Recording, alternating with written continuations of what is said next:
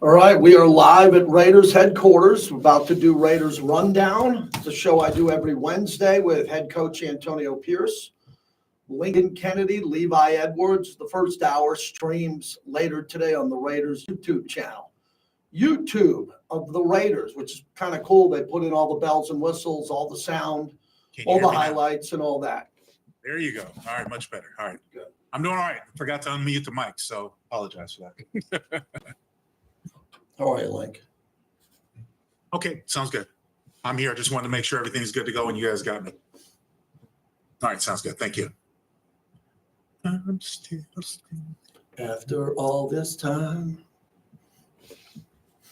To my right or your right?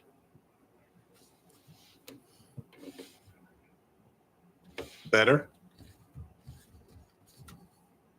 Okay. All right. Mm.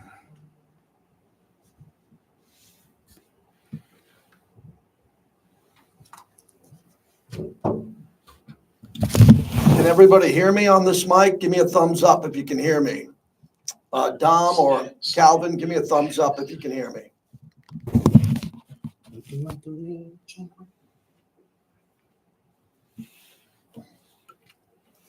All right, beautiful. So again, this is a TV show that airs on Saturday night. So I'm looking at a camera up there, and we got guests in here, and we'll switch up.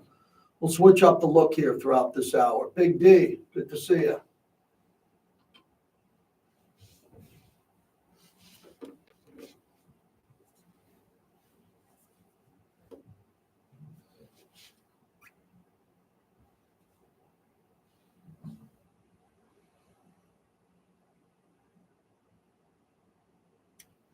Thank you.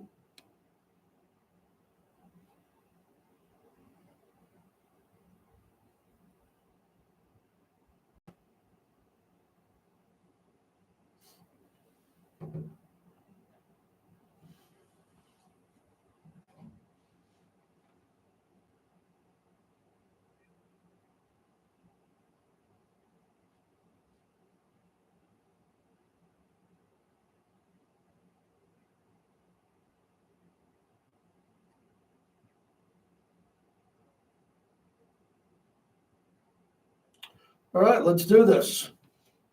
30 seconds.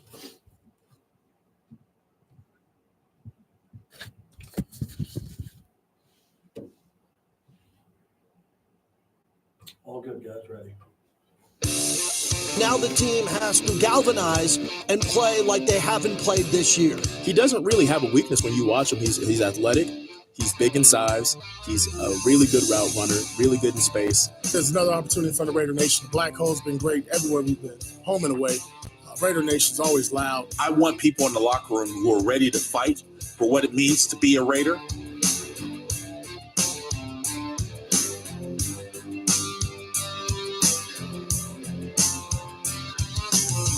Welcome to Raiders Rundown. JT live from Raiders headquarters. Love being here every Wednesday. We stream live on the Raiders YouTube channel, so jump on in whenever you get this.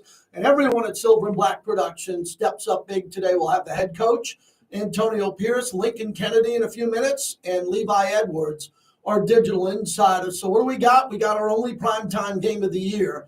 Monday Night Football against the Atlanta Falcons coming up at Allegiant Stadium. There was another big game at Kansas City on Black Friday, but when the schedule came out, I was pretty upset that there was only one game on the whole schedule that was prime time, Monday Night Football. And the Raiders get it at the end of the year with no playoffs in front of them as the Raiders are riding a 9-game losing streak, and the Falcons have lost 4 in a row. And in those games for the Falcons, their entire season is slipping away. They've now trailed the Tampa Bay Buccaneers by 1 game. And coming up, the Falcons got a window to get back into this thing with the Raiders, the Giants, and Carolina. Tampa Bay, they're fighting for the division. Whoever wins the division gets in. There's no wild card. There'll be no wild card in the NFC West. There'll be no wild card in the NFC South. So this is clearly a playoff game for the Atlanta Falcons as they're coming in. It's a rivalry, but not really a deep rivalry in the history of the Silver and Black. But it's an important game because it's a home game, prime time in Las Vegas. And the primetime games have been pretty big around here over the years. They have been. Monday Night Football, Thursday Night Football, the big primetime games, Sunday Night Football have been pretty epic for the Las Vegas Raiders. Now they're playing with a lot of pride. They're going to try to get going here. And Atlanta comes in. To me, this is an elimination game for the Atlanta Falcons. And in the last 4 games that they lost, Kirk Cousins has 0 touchdowns and 8 interceptions, which is mind-blowing to me because he's a heck of a player.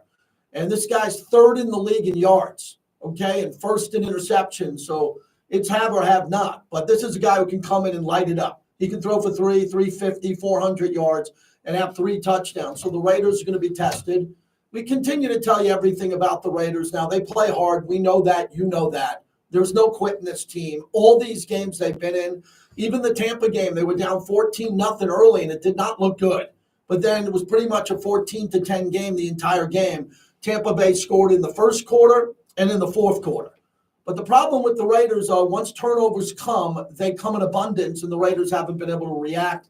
The big storyline in the loss to Tampa Bay was the injury to Aiden O'Connell. It doesn't look to be season-ending, but we don't know the status. The coach will join me here in about 20 minutes, and we'll talk to him about that. But if he can go and he wants to go, it's football. If you get cleared and the trainers and doctors clear you, you play football. If you don't want to jeopardize his future, they might shut him down for Desmond Ridder. Carter Bradley elevated and signed to the roster from the practice squad. Like to see him play maybe down the stretch here to see what the Raiders have with them. And that's where we're at. We're here at a time where a lot of Raider fans are frustrated. I'm frustrated. Players are frustrated. But this is a team based on pride and poise, commitment to excellence. I drove in today. You see the torch, the will to win of Al Davis, and you know that story by now. So that's where we're at on Raiders Rundown. We appreciate you joining us. I will just tell you this. I'm also big on this. All the guests that are coming up, we'll get into Brock Bowers. You have an opportunity here in this building to set an all-time Raiders record. If you see the new logo, 65-year anniversary year, Brock Bowers has an opportunity to lead this team all-time in receptions, passing Tim Brown and Darren Waller, who has the record. That has to happen, okay? That has to happen, period.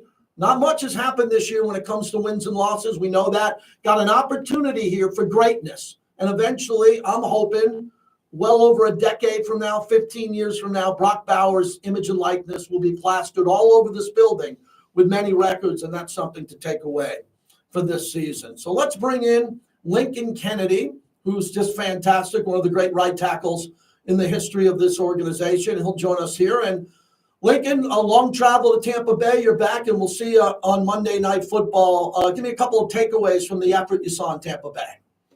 Well, you know what? When you start off 14-0, it's really hard to come back in the National Football League or any league for that matter. But it just also shows you that there's no league that's safe. I think if we look at football today and look around the league, JT, you see a lot of comebacks and a lot of things that necessarily aren't predicted. It's the great thing about sports. I was happy and pleased with the effort overall that I saw. Look, the turnovers are going to happen, but what I was most impressed about was the fact that being down 14, it just took one spark to sort of wake up the Raiders, which is rewarding.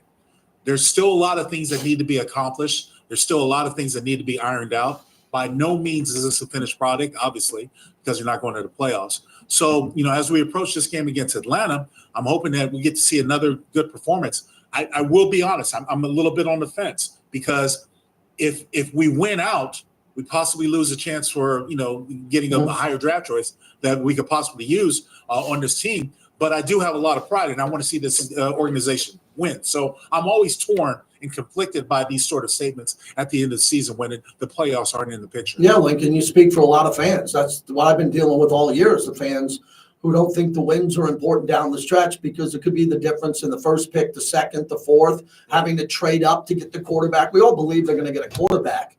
And most people believe, insiders, outside the building, whatever it is. But we got a lot of football left here with these games that remain. A couple of things that we talked about on the pregame show with you is this offensive line. And I want to get your opinion on the 2 tight ends and the 12 personnel. It was a big part of Costa Mesa, big part of training camp to install the 2, Big Mike and Brock and see what they would do, because that would be the feature group along with the Devontae Adams. Devontae's gone. Mike was gone for most of the year. You saw those two together. What'd you see of the two big tight ends and how they were able to get open? I think it's still coming into fruition. I think it's still coming to play, to be honest with you, when you talk about using that type of package. Because here's the thing. You know that it limits you. And if you want to run the ball, you're going to bring, by having two tight ends, you're going to bring more people in the box. And that sort of works against you. Now, the Raiders have had more success in the last month since the coaching change with better communication with the offensive line and tight end in the blocking assignments, blocking the box. And Aiden O'Connell and the quarterback said it, that have been in pocket, have been able to bring in receivers to dig out the deep end of the receivers. Keep in mind, people, you want to block the box. You want to block the line, the linebackers, and the safeties. Those are your best tacklers on defense. You want to leave the corners isolated on the perimeter, because a lot of times corners have trouble tackling big players in space. With that being said, with the 12 personnel, you've got to find a way to run the ball effectively between the tackles. You have to make those safeties and those linebackers pay attention to the potential of the quarterback handing off the football rather than just running with the tight ends. Also, the added caveat, what Brock Bowers and Michael Mayer both do well is they know how to get open versus linebackers and safeties, which gives you an advantage. Now, and I knew it was going to happen in the Tampa Bay game. I expected it to happen in the Atlanta game. Tampa wanted to double. They bracketed Brock Bowers, and he still found a way to catch the ball and get the rookie record, which is great. Shows a testament with his ability. But it's going to be tight coverage. And what you cannot afford to do, and I saw it happen in this past game with Aiden O'Connell, you can't force the ball to a covered great player. If he's covered, he's covered. Go somewhere else. Or you have to try to throw him open. The interception that Aiden O'Connell had trying to get the Bowers, he didn't throw him open. He threw it out of duress, and it came up with an interception. Yeah, that was a costly interception because that was a long drive. That would have given the Raiders the lead. And how many times have you and I talked this year, Link, on and off the record about they're about to take the lead in the second half of the game. They're about to do something that could have flipped the game, and that interception caused what happened. Tampa gets it back, and then Tampa lays it on the Raiders. And you look at the box score, it's 28-13 instead of saying, wait a second, the Raiders were about to take the lead in that game. They were in the red zone. Let's move on to Atlanta and Kirk Cousins. I am just shocked by these stats. I mean, they're mind-blowing because he's the starter. They owe him a lot of money. They gave him $100 million. He's getting $50 million a year. It could be Russell Wilson next year. Atlanta could say, you're out. We're going to eat most of this contract. And he could end up anywhere from Las Vegas to any market, and the other team wouldn't have to pay much. That's where his season's going. But he wants to save the season. They only trail Tampa by one game. And I don't expect him to have 8 interceptions and no touchdowns for another couple of weeks. How aggressive is he? Because he's a veteran and he's going to come in here in attack mode.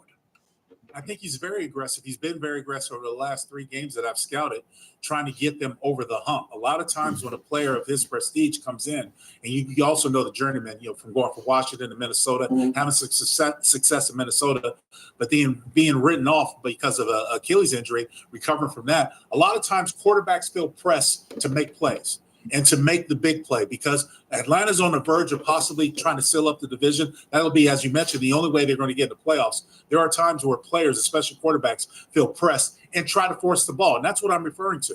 Aiden O'Connell. I've seen it with every quarterback this season. Guys who force the ball. But what I'm most concerned about, JT, and the Falcons, is I don't want to see another geriatric quarterback come into Legion Stadium and have success. We've seen too many of it. It was Ryan last year. We saw the redhead stepchild when Carolina came there, and now Andy Dalton this year. And I just don't want to see another geriatric quarterback coming into Legion and have success. Kirk Cousins has all the ability. They have a decent offensive line. They had some injuries. They've got an offense that can score and put some points on. I expect them to pick on the middle of the field as all of our foes have done so far. So it'll be an interesting test for the Raiders. Look at what Atlanta's done in the last couple of drafts. They take Michael Penix Jr. and they park him. And that was a sharp move because a lot of teams now would like to have Michael Penix Jr. and he's not even playing.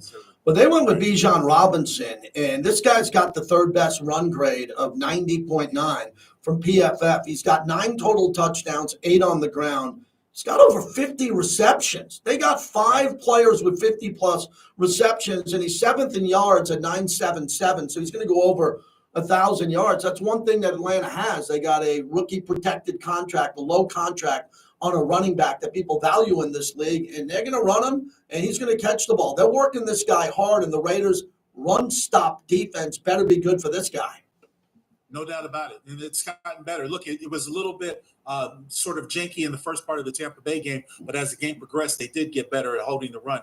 You got to be solid with your run fits. You got to be solid in your gaps. More importantly, you understand the style of defense. Once you get past the line of scrimmage, it's really lean back there. So you've got to make your presence from the defense, from the line of scrimmage in the front seven. Lincoln, you saw Chason make a big play again. One of the things I like about the league in general, you draft a guy in the first round, he plays for you, he's in your building, you don't like him for whatever reason, he's hurt, he's not healthy, he's in the tub, and then you let him go and he goes to another team. And that player says, well, remember me? I'm walking into the new building as a former first-round pick. I'm young, I'm athletic, you need me. I love this story. I don't know what's going to happen with him next year, but he's one of the guys in the locker room that is clearly putting all of this on tape to either stay with the Raiders or have an opportunity somewhere else. Tell me about his story. I love it when guys take full advantage of their opportunities. Chason is doing just that.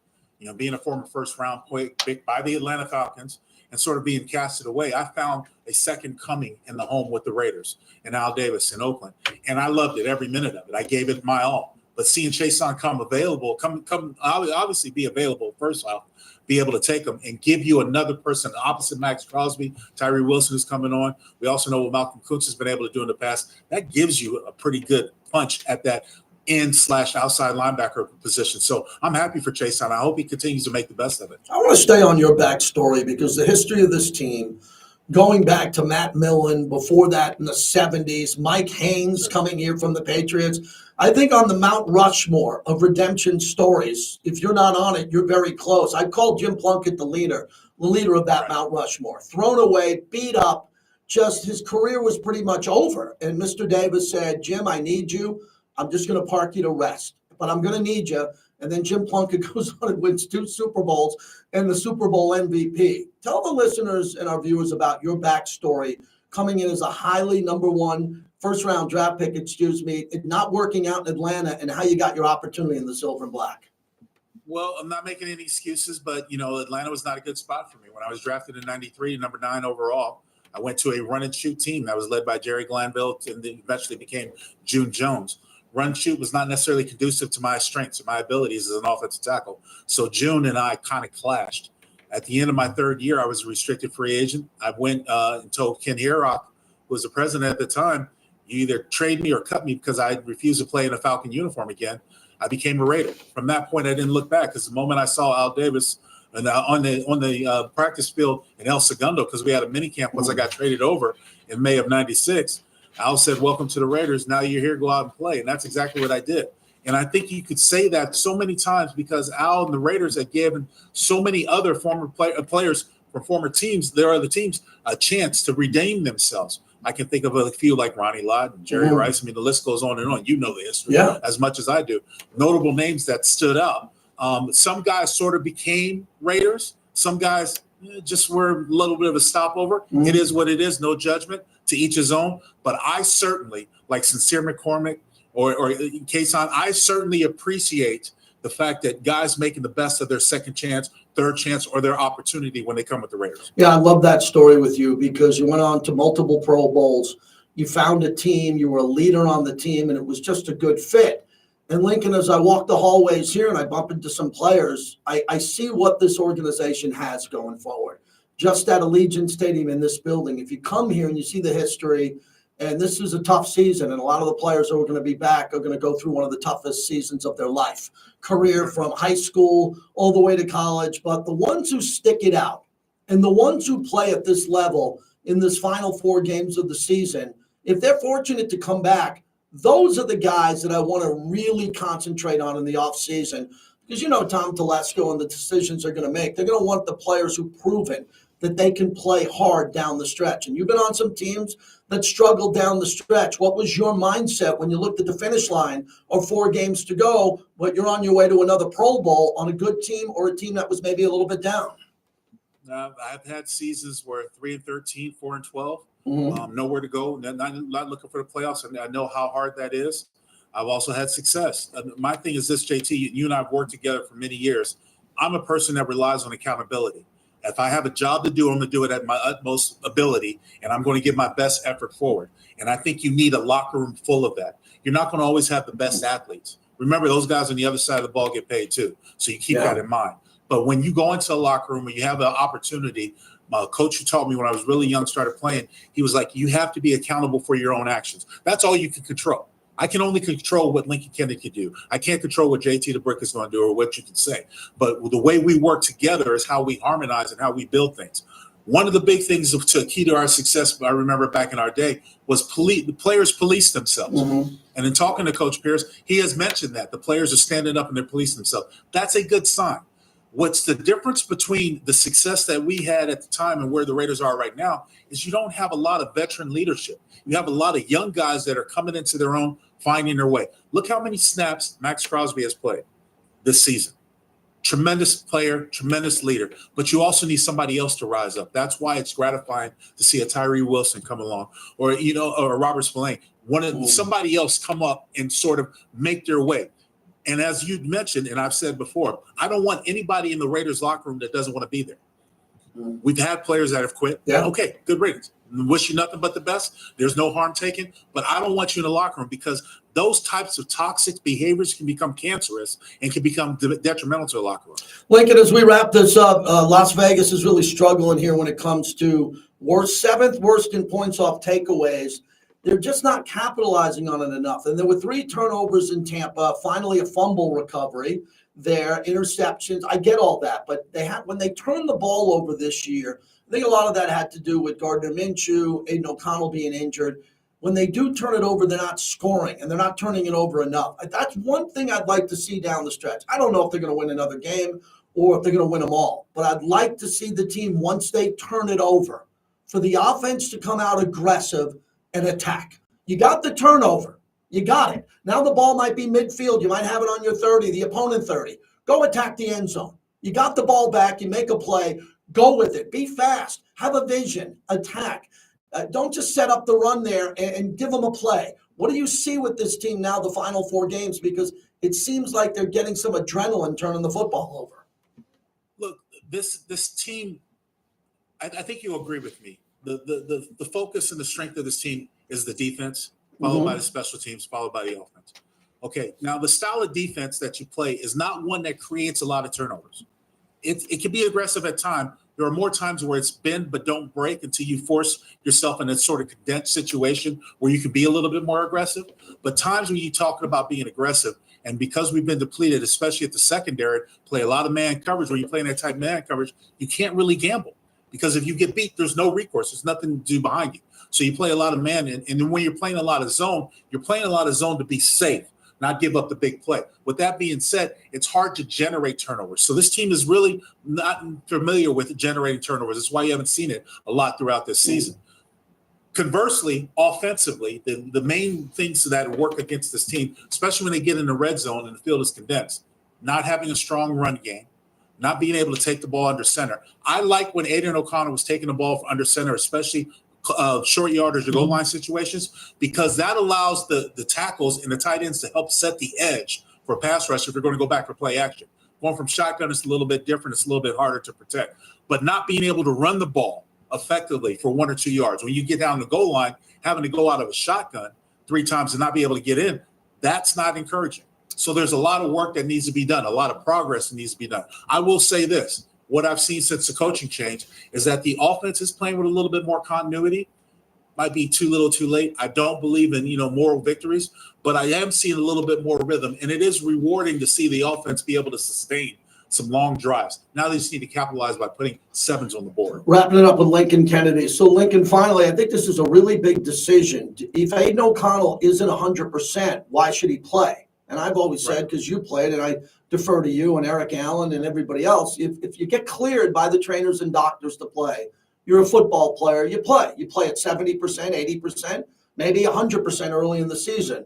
But we do have Desmond Ridder, who should have a pretty big chip on his shoulder because he played for this organization like you did, and he might want to prove him wrong. I think he's mobile. I think he'd take some shots here. So if it turns out it is Ridder, if Aiden can't go, what can we expect from him? Well, here's the thing. It's a 2-part question for me. as a player, I had to make the decision am I hurt or am I injured? If I'm injured, I can't go. If I'm hurt, everybody's hurt. It's week 15. Everybody's hurting. Everything hurts. Everything stands up. It hurts.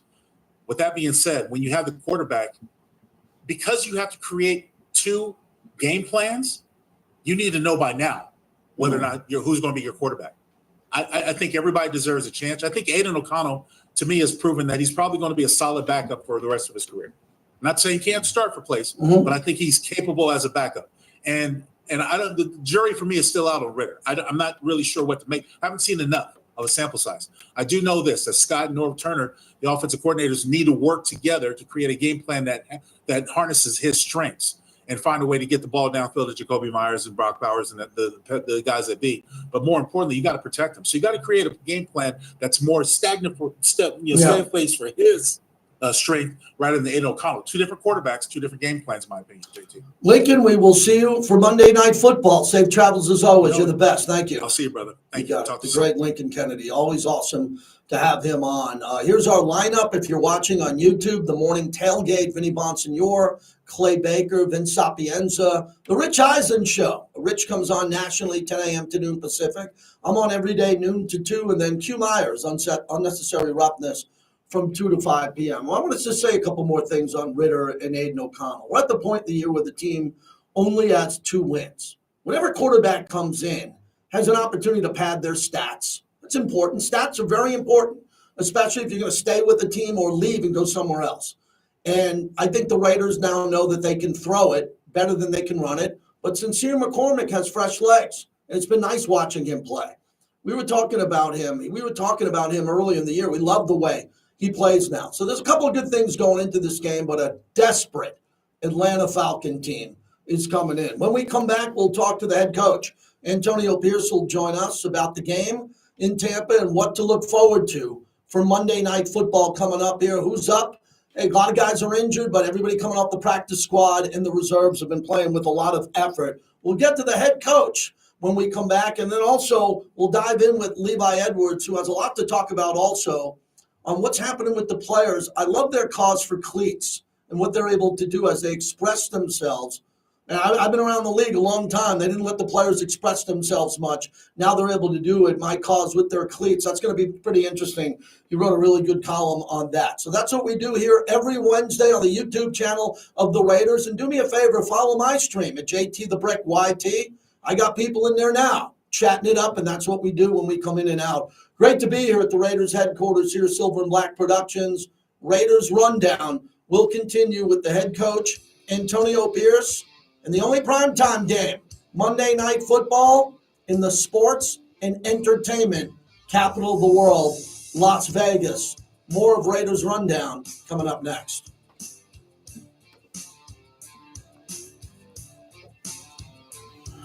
All right.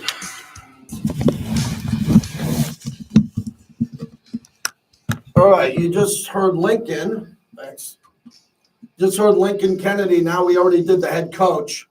So you're going to hear the head coach, and that's about 8 minutes. Good conversation with him. You won't be able to see him, but you'll be able to listen to it, and then you'll be able to see it later today. So we take a little break here. I'll chat up a bit here, and then we'll get to the coach. And then after the coach, Levi Edwards will be in here, and we'll talk to Levi. And then hour number 2, I'll keep this up in hour number 2, and we'll stream the first 20 minutes of monologue there. Let me put this in the chat. Who do you want to see a quarterback? I want to see Desmond Ritter. I wanted to see Ritter a month ago. For me, it's been pretty simple. I want to see Desmond Ritter. Please hit the like button, too, if you're in here. We got about 70 people in here. If you can hit the like button, I appreciate it. Ooh, Bradley. Yeah, I want to see Carter Bradley, but I don't want to see Carter Bradley Monday Night Football. No. I don't want Carter Bradley's just came off the practice squad. This is Monday Night Football. This is a big TV show. Carter Bradley's going to be a nice story. You play him against Jacksonville. You play him at New Orleans. But if Carter Bradley comes in due to injury, unfortunately, then that's. But I don't want to see him play in this game. When you have Desmond Ritter, I like Desmond Ritter. The way he got the ball to Brock Bowers was encouraging.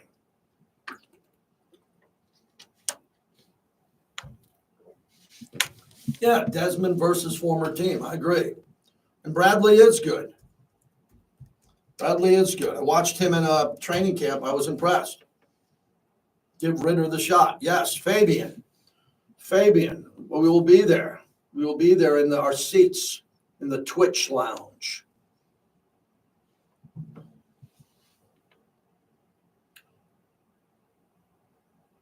All right, so we're gonna. I'm gonna put the audio up here of the coach. So it's gonna be about 10 minutes, and we'll do that. And yeah, our guest said he had no real vision, but he's here. He's here to play. And the goal was for Gardner Minshew to play the whole year. That was the goal for him to play. Started the season. I thought Gardner Minshew would have this team around. What's it, 2-10 now? I thought. What's going on? Good. Put this on. Yep. This is your piece for segment 3. Okay. Segment 3 coming up. Yep. Yeah, so that'll just be the. Okay. So that's segment 3 when I have Levi on? Yeah. When I come back? Yeah. Okay, good. It's just something about my claws, my cleats. Yep. Perfect. Lincoln was good. Nice.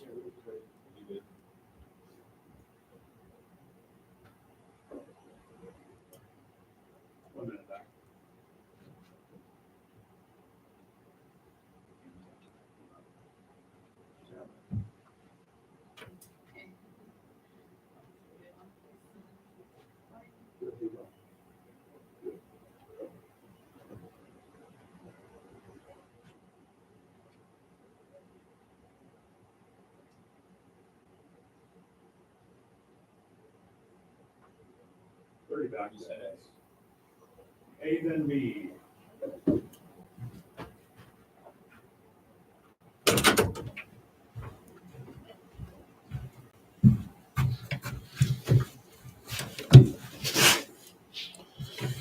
All right.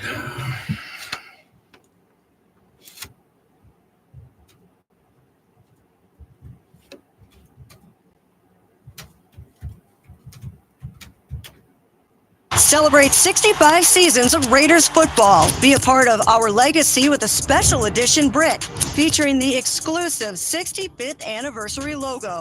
Get your brick installed at Allegiant Stadium along with a replica for your home or office. Order now and support the nation, benefiting military and veterans, wellness initiatives, and youth development. Secure your place in Raiders history today at RaidersFoundationBricks.com. Head coach Antonio Pierce is from the thumb to the knee as we see what happens coming up here in the future. Yeah, didn't look good at all. Obviously, whenever you see the cart come out there, you worry. But somehow, some way, he was able to walk in the building, and he's been around, and he's in good spirits, and we'll see how it plays out this week. Yeah, he's a really tough guy that's been through a lot, but the leadership is what I wanted to ask you about with him. Thumbs up on the card and just with his teammates all the time, upbeat for the future. Yeah, I think you can just see the concern from our team, our players, everybody. When one of your guys go down, especially your quarterback, Aiden's done a good job of being vocal, going in there, making plays for us. He's through the good, the bad, the uglies, not the starter, being a starter. He's always been the same. He's been consistent, and that's one thing I respect about him. Big Mike, 7 for 68. Tell me about him and the growth of him as a route runner and what he's doing at the line of scrimmage. Well, listen, all the attention goes to Brock, right? Mm-hmm. So now he's getting double teamed, zones leaning towards him. And we knew it was going to come along, right? Once Mike got him back and got him in shape, got him going, you see the playmaking ability there, right? I thought he did some really good jobs down there in the fringe area, down the red zone on some third downs, blocking in the run game. But we knew he had a special player. That's always been there. I think there's just so much attention to Brock right now. You do kind of forget about Mike, but we have not. And I think that was a great job by our offense and Aiden and Desmond. When they came in, they got the ball to Mike, and he's been making plays. And we just got to keep feeding him to all our playmakers, but especially Big Mike because he's a big piece of the puzzle. I want to ask you about your vision of this 12 personnel, 2 tight end set from Costa Mesa preseason until now. Is the light bulb going off for the fans when they see it click, when these 2 guys are humming and how it could build for the future? Yeah, and I said it back in training camp to, our offensive staff at the time. Like, I thought our best grouping was 12 personnel. It was never 11. 3 wide receivers wasn't kind of in my vision. But, I think as we evolved and we got guys healthy and Scott's come in along with Norv and really implementing that and really finding matchups because it's hard. How do teams play us? And every week we're getting a different look. Some teams play us like a base personnel. They bring in big bodies. and other teams bring in their nickel package, to guard these 2 tight ends. So the more and more we can do stuff, and I think even more we evolve in our 12 personnel, where we align these guys, right? How much can we move Brock around? Even Mike, are they in the backfield? Are they at the Z? Are they in the X? Doing things like that, that's going to create problems and headaches for coordinators. There's a viral video of Jackson Powers Johnson throwing a player around there. I want to ask you about his strength. Yeah. What can you tell us about the weight room, his size? He's a young player who's going to grow into that body and obviously get stronger. Yeah, we knew we had a junkyard dog. Yeah. I mean, we knew we had that kind of player. He loves the physicality of the game. He loves the finish. Got to slow him down at times because he gets a little aggressive, and this costs us a couple times on penalties. But I never want to slow a young guy down. I want him to be smart, but I don't want to slow him down. And that's the kind of mentality we want with our offensive linemen. That finish and, that physicality that when guys are down, we put them through and finish them. Because whenever we get this bad boy rolling and we're running the ball in that 4-minute period and we got a chance now to really impose our will, you want your linemen to play like that. One more player I wanted to spotlight was Trayvon Merrick in that game, especially at the line of scrimmage. I love when guys put their hands up if they can't get home to the quarterback and knock it down. So we've talked in the past in the studio about him in the box, recovery speed. But what does he do at the line of scrimmage to make guys miss so he can get in the backfield? Well, first of all, a tremendous athlete. We all know that. The physicality with the athleticism, the skill set, I think the game has really slowed down to him now in year 4. Second round pick, high expectations. And throughout the season, I mean, he's just been showing up each and every week for us, each and every week. And sometimes it's not the most glamorous stats, but it's all the little things he's doing well. First and foremost, his physicality has really been a really bright spot for our defense. Because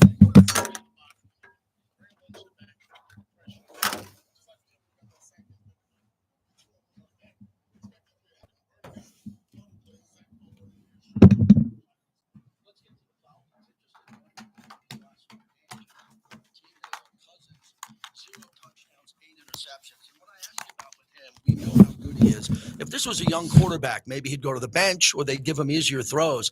Do you expect him to come in here and just be a gunslinger? Because the yards, he's 3rd in the league in yards, and he takes a lot of shots. Yeah, I mean, he's a risk taker. That's why you see it. And they got playmakers all over the field now, tight end, wide receiver, running back. But here's a guy that's played in the league for a long time, right? And he's going through a rough stretch. Yeah. We're playing on Monday Night Football, the bright lights and all that stuff. So we're expecting the best of Kirk Cousins.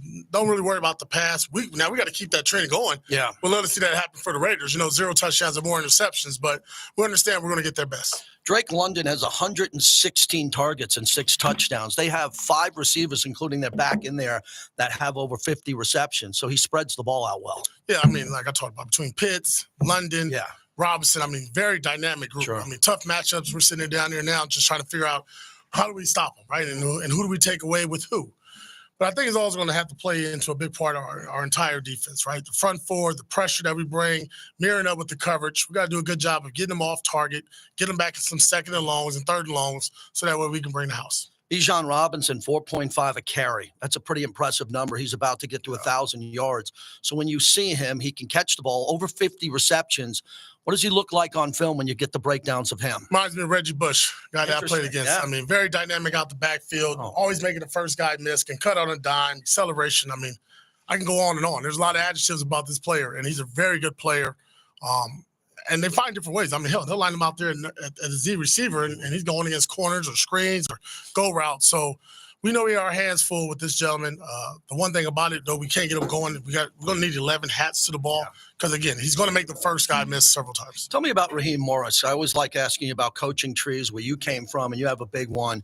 He's special. He got 2 Super Bowls as an assistant with the Bucs and the Rams. When you look at him and his type of team, what do they look like? Man, first of all, they're physical. Mm-hmm. They're smart. You can tell they love the game. They're passionate. You can tell that his personality is that what you see on the field from the Falcons. And the one thing about Raheem that, you always hear when you talk to him or you're around him, just a good person, man, good human being. And the guys love playing for him, regardless of the situation. They're going to go, balls out to the wall.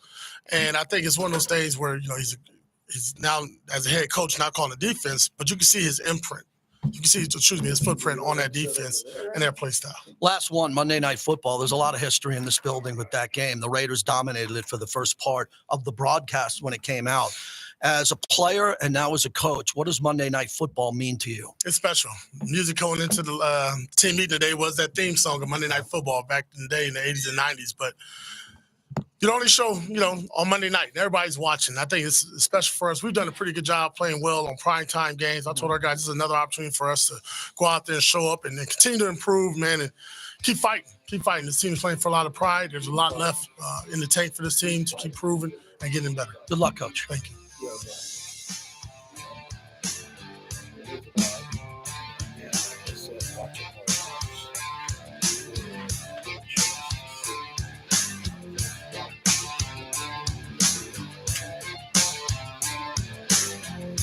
Not an ideal scenario. Not ideal. It's probably harder in college when you see these kids on 3 and 8 college teams, going into certain venues, getting beat by 30, and they got to go back to practice and go to class and show up again. That's hard. Having seen college athletes do what they do is very difficult. Once you get to this level, obviously, competition's much more difficult. But all you have to worry about is football at this level. Yep. I would agree.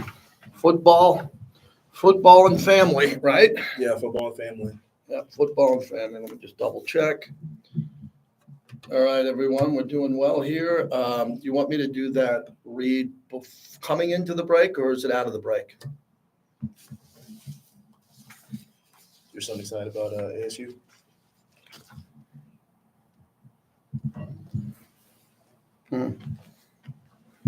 Okay.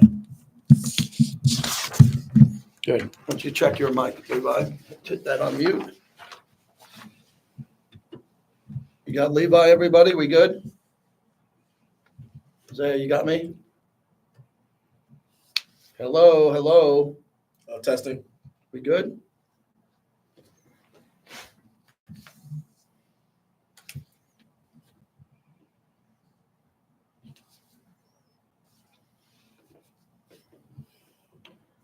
Okay, I can hear myself and you can hear me. I can also hear myself. Perfect. I can hear you. That's all we need. The magic of microphones. Your son happy about ASU? Yeah, real happy. I mean, especially them getting a bye week. Oh, yeah. No, they're nice. Yeah. Is that better? Testing?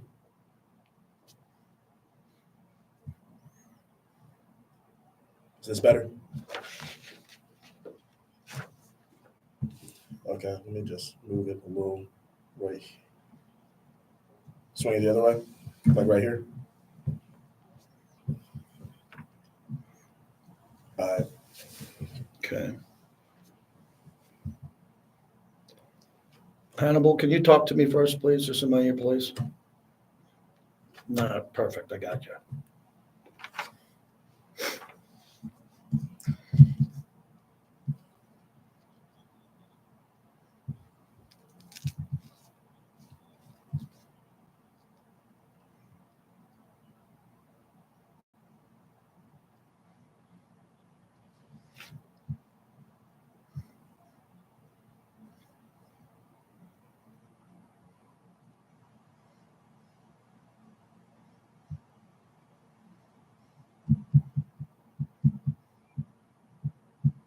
Okay. So to clarify, you want me reading this off camera, and then we'll come back to the 2-shot. Got it. Yep. So just tell me go in my ear when you want me to start reading.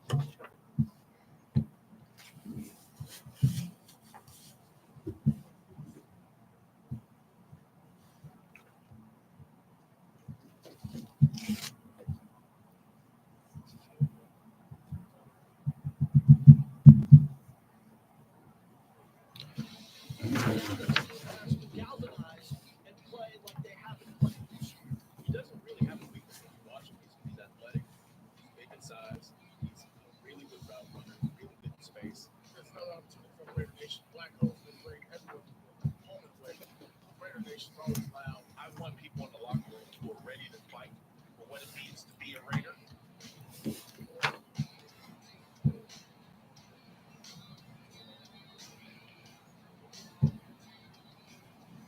Welcome back to Raiders Rundown. JT here with you. Raiders.com is your home for all things silver and black. Read Rachel Gosson's My Cause, My Cleats article on the NFL's campaign, which allows players to show off causes important to them. 37 Raiders will take the unique opportunity to wear custom cleats with their chosen causes in Week 15, the matchup against the Atlanta Falcons. To stay up to date on all things Raiders, go to Raiders.com/news. That's how we bring in Levi Edwards, joins us from the digital team. Great to see you. Tell us about this cause for cleats. You wrote about it. It's something where the players really appreciate their emotions and the fact that they can do a little bit more to talk about what they really care about off the field. For sure. And we had another article that released also today where the headline was More Than a Cleat. And I feel like that perfectly describes what this is. This is more than a cleat. It's really a great way to bring awareness to a lot of these organizations and a lot of these charitable, places that do a lot of really good work amongst the community. And it really provides players to be able to explain their why. For an example, Alexander Madison with his I Am Gifted Foundation that supports mental health. I think that that's extremely important, especially in today's time and age where mental health, I believe now, is just as important as physical health for any athlete. And so what he's able to do to bring awareness and really give back to his community, whether it's the community he has back in Boise, Idaho, or in Southern California, or here in Las Vegas, he does a lot of great things with that. Andre James, his father, died of cancer. It was a testicular cancer. It was stage 4 back in 2018 as he was a junior at UCLA. And since he's been in the league since 2019, he supported the American Cancer Society because that's something that means something to him. Wow. That's something that he had to suffer through. And even 2 years ago, I wrote a story about how he had to deal with overcoming his father's diagnosis and how much it meant to him for critical catch. So to kind of be able to revisit that and see their process behind why they were able to design these cleats, why they were able to do what they do on the field, because these causes and these organizations are what are providing them fuel to keep going forward. So even though it's cool, you see the cleats and they look sexy and they're vibrant, have all the colors, it means so much more than just guys showing up on Sundays and wearing these really cool cleats. It means a lot. Yeah, Levi Edwards is our guest, and Bobby Romansky and his team downstairs has to do a lot of work painting these cleats. It's not just, this is professionally done at the highest level, and the players get to pop and do that on Monday Night Football. Let's get to this game, but just before it, I was talking to Coach about it. Michael Mayer and the 12 personnel with Brock. Brock didn't get as many touches as I would like to see, especially as a 2-win team, but I like the fact on that final drive, Michael Mayer really found his rhythm, and what could have been all year, we got him back now. Now I hope they can find both of those tight ends for 10-plus targets a game. They're going to have to because we see what defenses are now doing with Brock Bowers. This is not some guy that just come out of Georgia and you assume he's going to be good, and you can do what you do with rookie tight ends. You put a linebacker on him in coverage, you put him on the island, you try to take him out of the game. That's not the case anymore. Brock Bowers has had an historic rookie season. You cannot just put a linebacker or just shadow him with one guy because he's too fast, too big, too good yards after catch. You have to do a lot with him. So with that being said, a lot of defenses are putting a lot of attention on Brock Bowers, which means that now you have Michael Mayer who's stepping up, being able to get open, exposing his matchups. And honestly, this is exactly what we would have thought would happen when we drafted Brock Bowers. You wanted this to have this 12 personnel 1-2 punch with these two tight ends who are both really good at blocking, both pass catchers. So with Michael Mayer being able to ramp up his production, it's exactly what you would have assumed would have happened when you brought Brock Bowers in the first place. So it's great to see. All right, I want to get into with Levi Edwards from our digital team what's going on with Kirk Cousins. Because Kirk Cousins, I truly believe this, that every NFL quarterback should have a statue of Kirk Cousins in their backyard by their pool. And I'm serious. Here's why. He has set the bar for the most guaranteed money ever for a quarterback. And you would think it'd be Mahomes or Deshaun Watson. No. It's Cousins, because every contract he signed, if it was $86 million, if it's $100 million, it's all guaranteed. And he cashes every check. And then another team waits to give him more guaranteed money. He's got 0 touchdowns, 8 interceptions in the last 4 games. That's not Kirk Cousins. So if this was a younger player, I think they bring him in here, maybe let him throw a couple screens to find a rhythm. No, Kirk Cousins is a grown adult. He'll figure it out, and I think he wants to save the season for the Falcons, so I expect him to come out firing it all over Allegiant Stadium. The Raiders better be ready. They definitely better be ready. And what you just said, he's getting paid all that guaranteed money. He's big bag chaser, as the kids say. Big bag chaser, Kirk Cousins. So with all that he's making, you would assume that the Falcons brought him in to save the season, especially with the fact that for them, this is a very meaningful game. Oh, it's huge. It's the biggest game. They are one game behind for the NFC South title. And considering the Buccaneers just, unfortunately beat the Raiders to take that one-game lead, the Falcons fell to the Vikings. They're going to have to really step up in a big way if they want to continue on with their season. And when you look at it, Kirk Cousins' first 9 games of the season, Falcons go 6-3. He's 17 for 6 touchdown interception ratio. So he's playing really good ball, some of the best ball you've seen him play in a while. Yeah. And then things are now starting to fall apart in the last 4 games, and there's a lot of reasons behind that. But however, when you look at turnovers, especially with the fact he's thrown 8 interceptions, and he's also fumbled the ball 3 times. So there's a lot of things that you have to account for why things are not falling in line. And so now that you go into this last stretch, a veteran quarterback like him has to show up. But unfortunately for him, the Raiders defense isn't lying down for anyone at this point. Not at all. You literally saw what just happened in Tampa Bay. 3 turnovers in the first half. The Raiders haven't had a multiple turnover game this season. They have not had more than 1 turnover in a game in the entirety of this 2024 season. They had 3 in the first half. They're playing some of their best ball right now, even with what they have. With Chase on, he's really stepping up. Bernie with his first fumble in his career. Trayvon Merritt doing some really good things. They're starting to really click with what they have, even with their depth. So it's going to be a tough task for Kirk Cousins. Absolutely. Levi Edwards is our guest from the digital team. You broke down this Brock Bowers-Terrell matchup here. So I think everybody who's watching and listening wants to know what's going to happen with Brock, because I'm going to raise my voice here. Okay, it's radio and it's YouTube and it's a live stream. Brock's got to get the ball from here on out. He's the number 1 story in this organization. Max on defense, Brock on offense, and we're ready to set records with Brock. This can't be, well, he didn't get a target in the first quarter. Hey, the first or second drive, we couldn't find him open. He's got to be open, but Atlanta knows this. For sure. And even last week against the Buccaneers, Aiden O'Connell was trying to find Brock and force-fed him the ball through interception. Stuff like that. Obviously, you want to look for your number 1 target, but you also can't force things as well. You got to make sure things are right.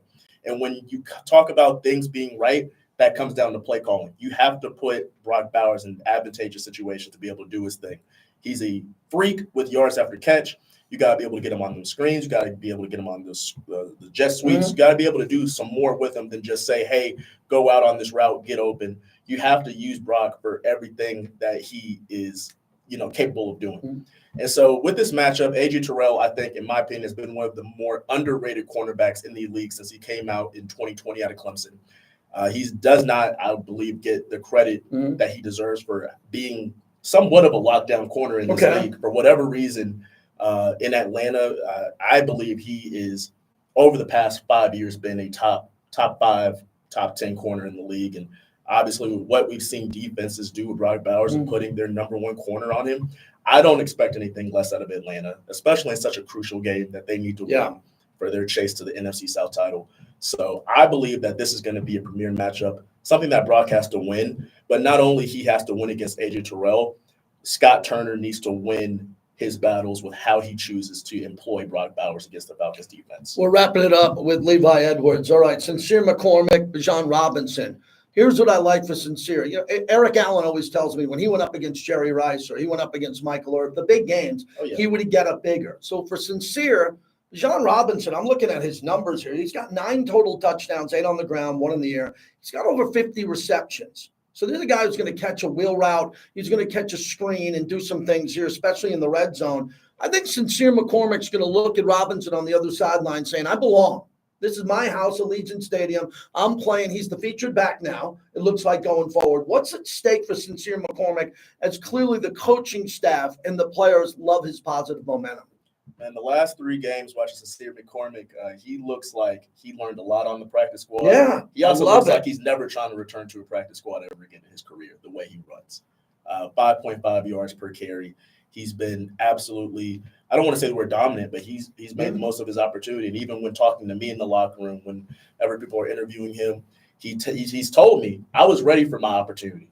I was ready for this moment. People might have been surprised by my production, but I'm not. I've worked too hard to not be ready when my name is called. And obviously, when you're going against a premier back like Bijan Robinson, all the attention is going to be going towards him. He's very explosive. He can do a lot of things in terms of running the ball, with power, but also has enough speed to, go through a whole route tree. So he's a really tough matchup. But Sincere has a lot to prove, even still throughout his career, especially after the news today of Antonio Pierce really giving him that affirmation and that validation of saying, look, yeah, Madison might be coming back. He's right around the corner.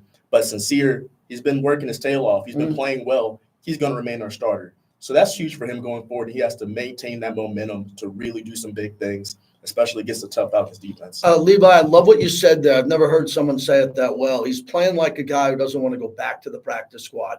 I felt that way about DJ Turner when he got his opportunity, unfortunately, an injury there. When you take someone off the practice squad, they're a football player. They're an NFL football player, and they want to prove to their family, their agent, their friends that, hey, I'm here now and I'm not going back. And some guys have a career on the practice squad and they're reserves. And there's nothing wrong with that. You better believe it. You're a football player in the NFL. But Tom Telesco's got to make a lot of decisions in the offseason. Devontae Adams is gone. There's going to be players gone on offense and defense. There's going to be injured players who have contract years coming up as they're injured. Do you bring them back on a discount? Do you let them go? Do you get someone new? I don't know what's going to happen here. But Sincere McCormick is really important going forward. Just like if Aiden O'Connell ends up being a backup next year for a veteran or a top draft pick comes in and he's the bridge quarterback and starts, the wheels are in motion now.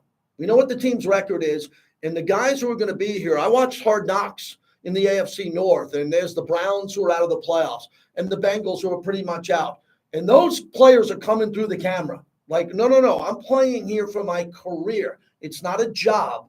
It's my career. And I think Sincere McCormick, you just hit me with the lightning bolt. He's a guy who wants to be on this team next year on the 53. Most definitely. And a quote, you've heard it. I think it's a very cliche quote that I've heard many, many times before my dad said it. But character is what you are when people aren't watching. Mm-hmm. And right now you have a 2-11 Raiders team that, nationally speaking, people are not really focused in on this team. People are just kind of want to skip through these last four games and get to the NFL draft and, have a top pick. People are just ready for that. But these last 4 games, while they are still grinding, while they're still progressing, these games are going to show a lot about the character of the Raiders. It's going to show a lot about the character of the locker room and what they believe they can be moving forward. You're the best. Thanks for coming in. I appreciate it. There he is, Levi Edwards. Fantastic job. Everything he does here on the digital team. When we come back, I'm going to go into my radio show, but I want to show you this lineup again. The morning tailgate, you can catch us every morning in that Raiders mobile app. See that? If you watch it on YouTube, the Raiders mobile app right there, the opportunity to just click it. You're one button away. We're on 920 in Vegas, and you can just listen to the show in so many different types of platforms, and that's why I love being in here every Wednesday, because this gets turned into Raiders Rundown, the television show, which comes on after college football. Hey, how about the year of college football? We had a big audience this year because coming off some of those big SEC games, this show dropped right in there. And you can find everything we're doing at Silver and Black Productions over at Raiders.com, the YouTube channel. I'm on YouTube at JT the Brick YT. We want to make sure we give you the content that you expect the rest of the year. And Monday Night Football, and living in Vegas as long as I have, with the sports and entertainment capital of the world. There could be a big UFC fight, a heavyweight boxing fight. I just went to F1. I went to the rodeo last night. There's always something big going on in this town, but Monday Night Football is at the top of the list. That show is still massive, and it's a part of American culture. NFL football on Monday night at Allegiant Stadium with the Silver and Black. For everyone at Silver and Black Productions, I'm JT. Thanks for joining us on Raiders Rundown.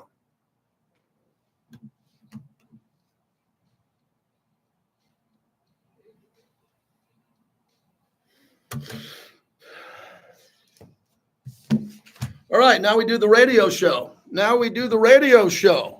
So let's move this up.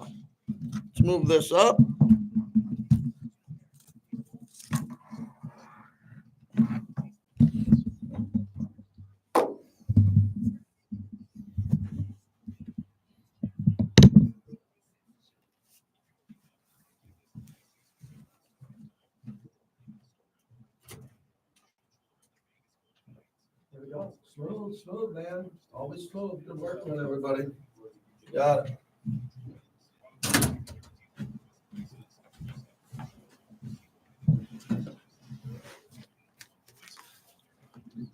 Hey, Bobby. Bobby, you got me? Yep, you got me on talkback. All right, let's just do a monologue. Do you have anything from Coach today, the presser, or okay? You got it.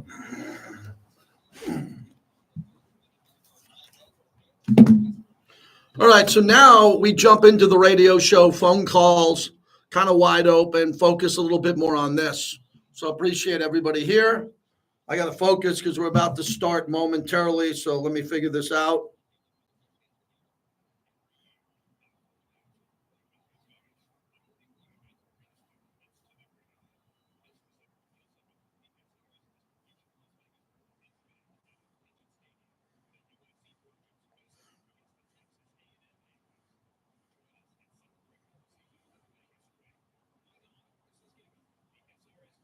How's everybody doing? Good group here. Appreciate it.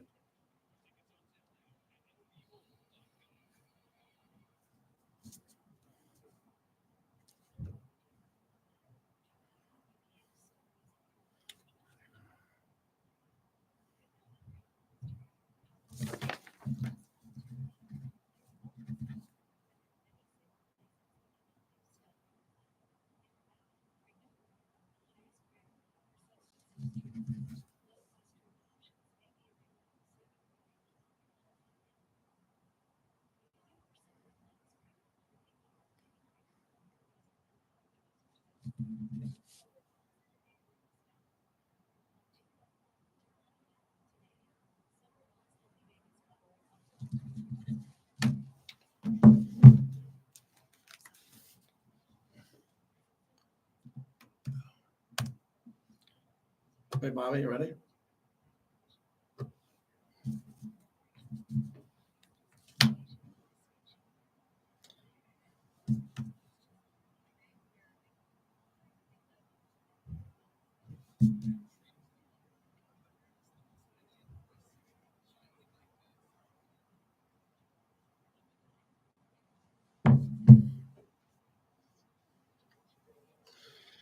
I just did.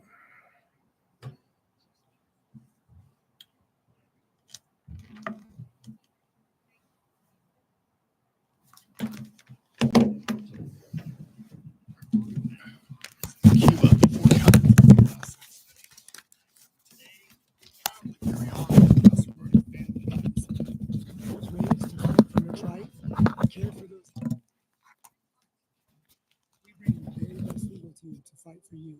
It's our heritage. It's the DeCastroverde way. We're the DeCastroverde brothers, and we have your back. Brotherswin.com. Don't miss the Rich Eisen Show following the morning tailgate. Weekday mornings at 10 here on Raider Nation Radio 920 AM, KRLV Las Vegas.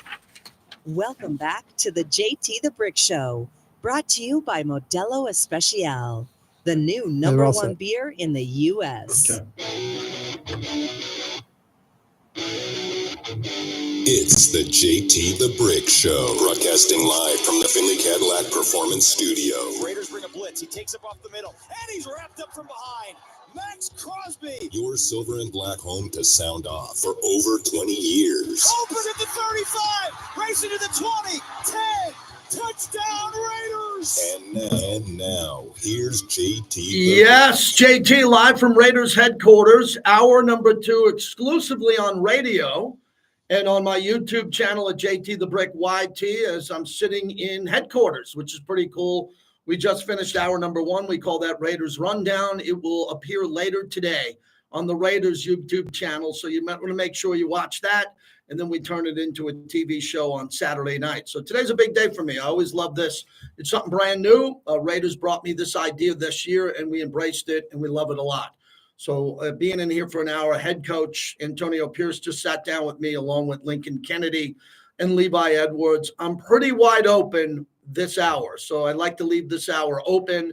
If you want to get through to the show, use the phone number. You're a Raider fan. We got Monday Night Football on Monday. Other cities listen to us. A lot of cities listen to us, including the opponent in Atlanta, as they're listening to our coach and what we're saying here. So sound off like you got a pair. Let's get going here. Let's get some Raider fans who are coming into town for Monday Night Football, want to come to this game, want to be entertained. I know some of you don't want to win the game. You don't want to spoil the number one pick or who you think it's going to be. We still got 3 home games left here, and Monday Night Football will be the Atlanta Falcons, who are coming into town. Where I stand on this game is the same thing. As a season ticket holder, I want to have entertaining football games as I paid for the tickets already. My check is cleared. The credit card's been charged. I'm a season ticket holder. I want the game to be fun and entertaining. And the way to make it more fun is to get the ball to Brock Bowers so we have some milestones with him. That's it. My expectations the rest of the way are to see young players play. We might see Desmond Ridder coming up here momentarily. And if we do, good for Desmond Ridder. I've been calling to see Desmond Ridder play for quite some time now. I thought he looked good when he got in and he played a little bit. I want to see what he can do again. Carter Bradley was elevated from the practice squad, and he'll be the backup quarterback in this game if Aiden O'Connell can't go. And if Aiden O'Connell can't go in this game, that's fine. If Aiden can't go in this game, that's fine. Because Lincoln Kennedy just told me in hour number 1, there's a difference between being hurt and being injured.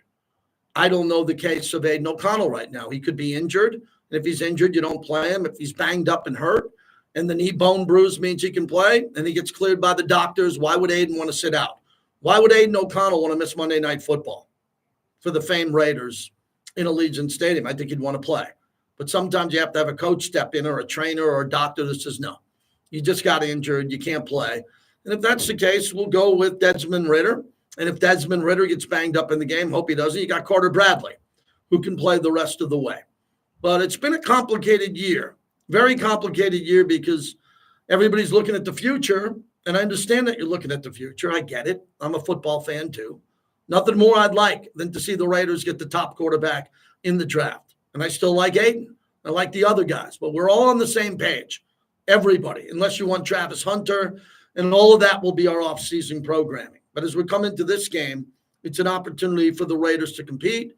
If they win the game, and I know people are going to be upset if they win, not me. If they win the game, they ruin Atlanta's season. Raiders had an opportunity in a 2-week period of time to put down Tampa Bay and Atlanta. Tampa Bay ended up winning the game, and now Atlanta comes in here on a 4-game losing streak. And that's a big losing streak. That's a legit losing streak. And in those 4 games, Kirk Cousins been a mess.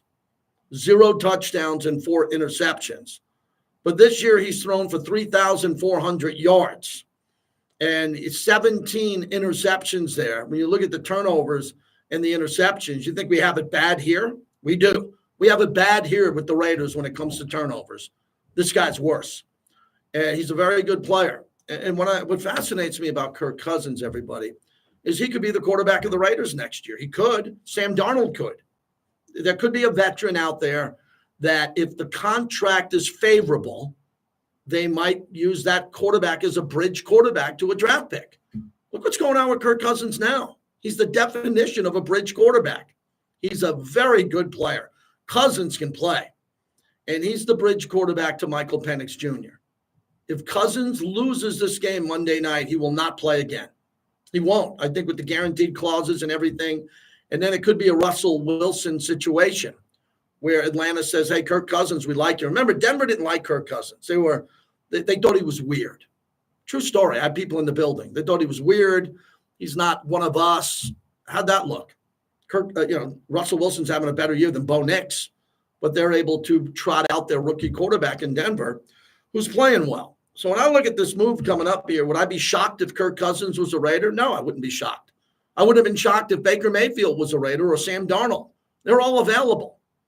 And they decided to go with Gardner Minshew. And Gardner Minshew at the time looked like a pretty good value play. He was just going to compete. He got the starting quarterback job until he got hurt. Aiden just got hurt in Tampa Bay.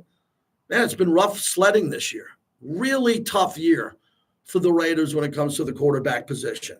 So I want your thoughts today, specifically on the quarterback. Who do you want to play Monday night? I don't want you to play doctor or trainer, but you can talk because I'm here doing a talk show. Who would you like to see play on Monday? And don't tell me Carter Bradley. He's not the answer now. Carter Bradley's not going to start on Monday Night Football. You know that. It's either going to be Aiden or it's going to be Desmond Ridder. So if you like Carter Bradley like I do and want to see him against Jacksonville or see him against the Chargers, I'm cool with that. Matter of fact, I like that move. I want to see what this guy can do. He looked good at times in Costa Mesa. But your choices are just give it to Desmond Ridder, let him play, or if Aiden O'Connell's good to go, and he won't be 100%. That's why this is a pretty important topic. You're going to put Aiden out there who's coming off something, either a significant injury, an injury that's healing quickly, a bone bruise, whatever it is. You're putting him out there. He will not be 100%. Is it worth doing that to Aiden O'Connell or just shut him down for the year because you know you're going to have him next year as either the starter if you draft a rookie or a backup if you get a veteran? 702-365-9200. I want a specific opinion on the quarterbacks going forward. We found out that Sincere McCormick today will be the featured back from Antonio Pierce. I think that's cool. Guy's running with fresh legs. He's playing well. Michael Mayer had a pretty big game. It was the final drive that he had the big drive. He had 3 catches in the final drive, 4 catches in the fourth quarter, 7 total receptions for 68 yards.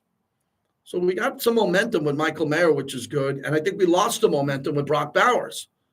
Brock can't lose any momentum the rest of the year, everybody. Okay? Scott Turner, Norv Turner, Antonio Pierce, everybody, get the ball to Brock Bowers. Almost every play. Just get him the ball. Give him jet sweeps. But I'd like to see him get passing receptions so the number grows and he can break the all-time Raiders single season record, shatter the rookie record, and we can go into the offseason saying, man, Brock Bowers is pretty good. Might go down in recent history as the best 13th pick in the first round in quite some time. I don't have the list of all-time number 13s in the first round. I find it hard to believe that many will be better than Brock other than a quarterback. So that's where we're going today. Again, this is not a podcast. I'm live on the air. If you're a Raider fan and you're coming in for Monday Night Football, let us know what you're doing. We're brought to you by PTs. They fuel the monologue, as we say, and they do that every 5 to 7, midnight to 2. I have my Golden Entertainment dinner tonight with my good friends down at Emmett's restaurant, Emmett Smith's restaurant later on tonight, which will be a lot of fun, and that's because of my partnership with PTs. They fuel the monologue. Head on out to a happy hour. So Antonio Pierce spoke to me. If you missed that, we played that back on Friday, but his press conference in front of the media just a few short, probably an hour ago, he started off with the question about Aiden O'Connell and his status. Oh, good. Aiden walked in buildings, in the weight room, in the training room, and was at walkthrough right now. When we have our walkthrough later, he'll be out there. 3. Ready to start this point? We'll see how the week goes. All right, we'll see how the week goes. Great answer by the coach. Why would the coach tip his hand at a mandatory media press conference and tell the Atlanta Falcons who the starter is going to be? Antonio Pierce knows what he's doing. So we'll see what happens there. But he's out there today. He's a participant. We'll see what happens on the injury report. More about Aiden O'Connell and the opportunity, but more importantly, also a primetime television game finally here this year in Vegas. I would hope so for our team. Opportunity on prime time to keep showing improvement and getting better and playing with pride and obviously trying to get a win. When the schedule came out this year, to say it lightly, I was really upset, pissed off, excuse my French, on the schedule. I hated the schedule when it came out. Hated it for a couple of reasons. One, primetime game. Monday Night Football late in the year against a team we have no rivalry with. None. We got great rivalries all throughout the NFL. We don't have one with this. So why would they give us this game? So I was never thrilled about that. Also, if the Raiders stumbled this year, and look, Vegas picked them to win 6 games. I think the number was 6.5, so around 6 games. We all knew that. So if the Raiders had a bad year, which they're having, this game wouldn't matter as much. So I would have loved an earlier Monday night game or a Thursday night game at home. We didn't get that. So I was pretty bitter when the schedule came out because I said, this might not be good late in the year. Now, if the Raiders were in the hunt, it'd be unbelievable. You had the Falcons fighting for their lives and the Raiders, but only the Falcons have an opportunity to make the playoffs and not the silver and black. So I'm not thrilled by this schedule, but I embrace Monday Night Football in Vegas. It's a special night. And the Raiders have done pretty good in Vegas on prime time. They have. Opening up the stadium, Sunday Night Football, beating Drew Brees, Lamar Jackson, Thursday Night Football against the Chargers. Some of these big games have been good on prime time. So hopefully we get another good one. More from Antonio Pierce earlier today. Some of the changes on defenses, on the defensive scheme. Trayvon Merrick and the safeties, Palomalo, playing better. You trade going to look pretty soon, or a look on defense? Probably not the way the safeties are playing. Safeties are playing well. Safeties are playing well. I agree with him on that. Trayvon Merrick is a really important player on this team going forward with his contract status and what he's been able to do. I like the way he's playing. He's playing for his career. And I'll get to the difference between a job and a career coming up momentarily. Also, Sincere McCormick, this was the big takeaway from the press conference a short time ago. Just going back for the Sincere, keep the job then if Alex is back. Yeah, he's deserved it. The last 3 games, run his tail off. So keep running, keep pushing those numbers up, see if we can get to 100. Love that. See that? He wants Sincere McCormick to get to 100 yards. So if Alexander Madison comes back, and looks to be, he will, Sincere McCormick's the featured back going forward. I love that. That's what you do as a 2-win team down the stretch when you don't want to lose games on purpose and you want to compete. You get a guy like Sincere McCormick and you get a good wide receiver from the practice squad, you elevate him and you get him the ball to see what they can do for next year. So I love that, and I think that's really important. And then he touched on Michael Mayer, Big Mike coming off the game in Tampa where he got some volume catches late in the game. Very, very good. I mean, again, you lose a guy like Devontae Adams, that's tough, but then here's a great opportunity for Jacoby to prove that I could be a number 1 wide receiver, and I think he's made the most of his opportunities. Hopefully we can get him to 1,000 yards with some wins here as well, double up on that one, and I think just showcasing everything that this player does because he does so much dirty work that we don't ever talk about the receiver, right, and what he's able to do as a route runner. I mean, hell, he can throw the ball. We do a lot of stuff with Jacoby, so Jacoby's one of my guys that he's like an AP guy. Right, if I could say who's an AP guy, it's Jacoby. Right, he's got that grit and that toughness to him. Ooh, an AP guy. That's a little nugget there. Who else are AP guys on this team? That's an important thing you just said there. I hope you caught that. He's an AP guy. Jacoby Myers. Well, Big Mike seems to be one. Brock Bowers. I would assume Max Crosby. I don't know the rest of the AP guys out there, but I know this team has a lot of fight. And I want to talk about fight the rest of the show today, and we'll dive into that. But only got about 40 minutes to take your phone calls at 702-365-9200. Quickly, I went to the rodeo last night. I'll have my rodeo outfit that some people are waiting on. I sent it over to Woodson Bourbon Whiskey. I had a lot of fun at the rodeo last night, man. It is a great energy vibe. People are saying, what's JT talking about? Went to F1 last week. He's standing right there in front of Luda, as he's doing the concert and watching F1 and Matt Verstappen winning. Then I go to the rodeo. How many of your other favorite radio hosts gone to F1 and the rodeo in the last 3 weeks and Miami with the Raider Nation and the Black Hole for the Tyson Paul fight? I try to get around. I try to do fun things. The thing about the rodeo, which blew me away, my wife and I are sitting there, and to see these athletes, and they are athletes. Like some people say, well, NASCAR drivers, F1, they're not athletes. Yes, they are. You get in a car going 270 miles an hour in that intensity, that level, your conditioning and all that, you're an athlete. But these cowboys are different, man. Oh, first off, you know that bucking bronco ride for 8 seconds? It starts off, it's the most violent thing I've ever seen. So these bucking broncos are trying to throw the guy off. And the cowboy holds on, and then after the 8-second buzzer buzzes, the bucking bronco's bucking for another 7 seconds. So it's 15 seconds, and then they got to jump off the horse as it's going nuts and jump on another horse to safety. I'm sitting there going, what is this all about? And then the barrel racing with the cowgirls, the girls. They come sprinting out of the bottom of Thomas and Mack. They look like they're a race car going 60 miles an hour, and they're cutting around these barrels.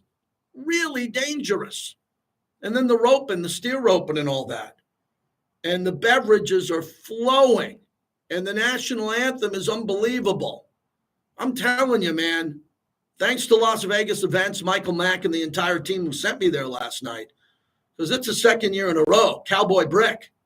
I play the part, man. Some of my friends are ripping me like it's Halloween. Yeah, it was like Halloween.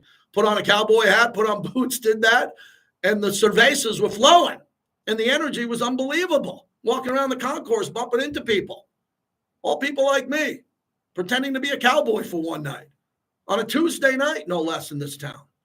So if you went to the rodeo, if you know anything about it, I'd love to take your call on that. I watch Yellowstone. I love Yellowstone. And when you're in an environment like that, even though you're not a cowboy and you're hanging around the Cowboys, it's a great vibe.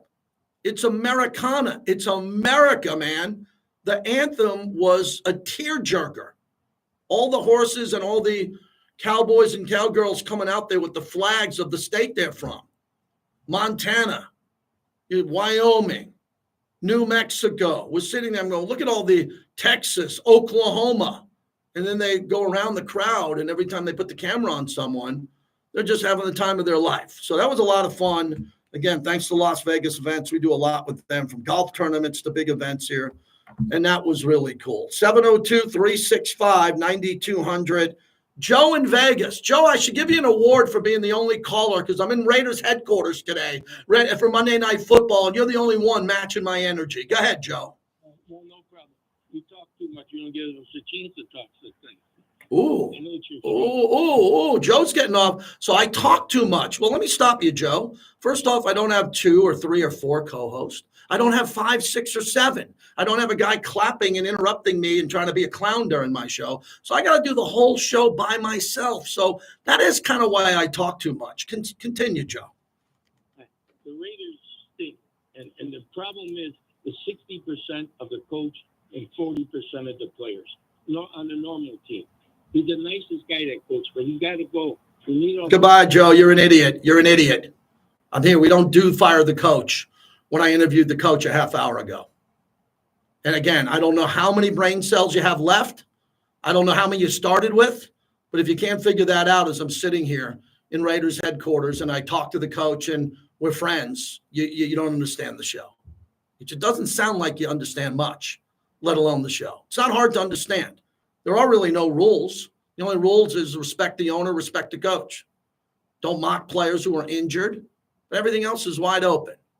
So I really have had no callers today, Isaiah. I've had no callers. I was blanking and moaning that I only had one because it feels like summer. It feels like bleeping June and July around here lately.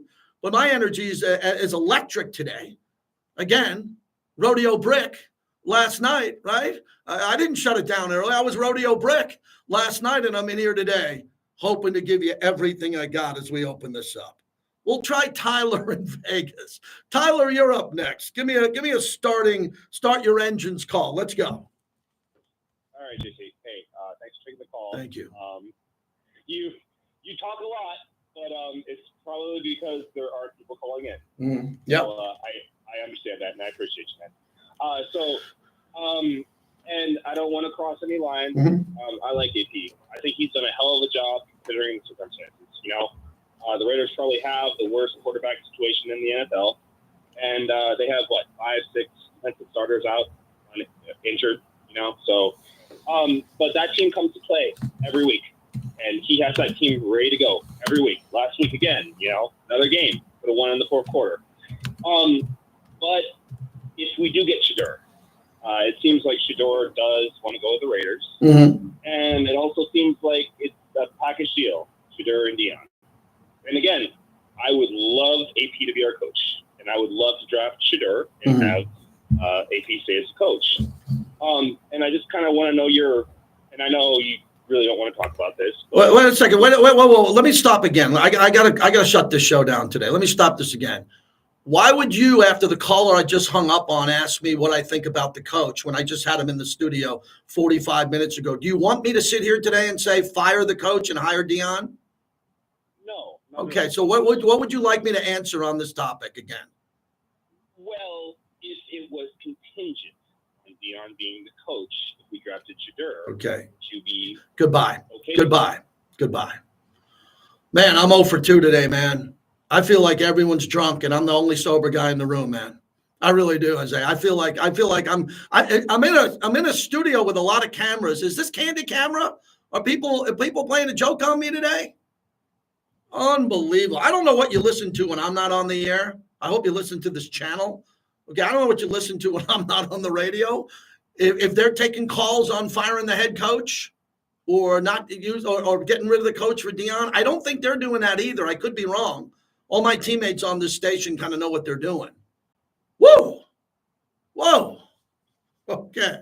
No, but you know what I'm going to do? I'm going to give more people an opportunity. And for those in my chat that say, why do you hang up on people? Don't ever ask that again after those two guys. Okay. That's the definition on why I run the show. My name's on it. My advertisers are here and the team that we have here because someone's got to be the adult in the room. 702-365-9200. When we come back, the importance of this game from the Falcons' perspective. Wait to hear what they're playing for. Could their coach be on the hot seat? He's a really likable guy, and his coaching tree is one of the more impressive out there. Raheem Morris, I'll get into that.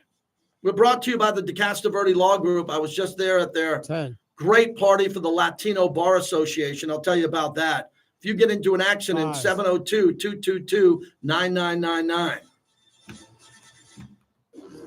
Previously on Unnecessary Roughness. The reason why I always led silver and black. All right, everyone. I'm going to roll here, man. What do we do, an hour and 25 minutes? So I got to clean this freaking blank show up, man, and get this thing going. So thanks a lot. So what is the body snatcher saying? Don't miss Unnecessary Roughness. 4 minutes. Weekdays at 2 on Raider Nation Radio, 920 AM. Boyd Gaming is the official and exclusive. Get rid of him. Let's ban the body snatcher. Let's put him in banishment. Ready to do that? We'll put him in a 24-hour timeout. 10 casinos across the valley. Don't Yeah. let the game get out of hand. Please Hit the likes, everybody. I appreciate you. This is Raider Nation Radio, 920 AM, the home of Raider Nation.